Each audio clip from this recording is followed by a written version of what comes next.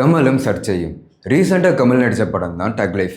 இந்த படம் சரியாக போகலன்னு ஒரு சில சர்ச்சைகள்லாம் இருக்குது. ஆனால் நம்ம கமல் இந்த மாதிரி சர்ச்சையெல்லாம் இப்போ பார்க்குறதில்ல, ஆரம்ப கட்டத்திலேருந்தே பார்த்துட்டு இருக்காங்க. தேவர் மகன் ஒரு படம் வருது. இந்த படத்தில் ஒரு குறிப்பிட்ட சமூகத்தை உயர்த்தி காட்டுறாங்கன்ட்டு ஒரு சில சர்ச்சைகள் வந்துச்சு. அதை தொடர்ந்து ஹேராமன்னு ஒரு படம் வருது. இதில் கோட்ஸே காந்தின்னு காந்தியை தப்பாக காட்டுறாங்கன்னு ஒரு சில சர்ச்சைகள் கிளம்பிச்சு. அதை தொடர்ந்து விஸ்வரூபம்னு ஒரு படம் வந்தது. ஒட்டுமொத்த இந்தியாவே சர்ச்சையில் கிளப்பிச்சு. முக்கியமாக தமிழ்நாட்டில் இந்த படம் ரிலீஸே ஆகாமல் மற்ற மாநிலங்களில் இந்த படம் ரிலீஸ் ஆகுது. ரிலீஸ் ஆனதுக்கு அப்புறம் தான் இந்த படம் முஸ்லீம்ஸை பற்றி தப்பாக காமிக்கல, முஸ்லீம்ஸை தப்பாக சித்தரிக்கலன்ட்டு எல்லாரும் சொன்னதுக்கு அப்புறம் தான் கமல் கோர்ட்டில் கேஸ் போட்டு அதுக்கப்புறம் இந்த படத்தை வெளியிட்டாங்க. இந்த படம் வெளியிட்டதுக்கு அப்புறம் தான் ரஜினி, அமிதாப் பச்சன், அமீர் கான் எல்லாரும் கமலுக்கு உறுதுணையாக இருந்தாங்க.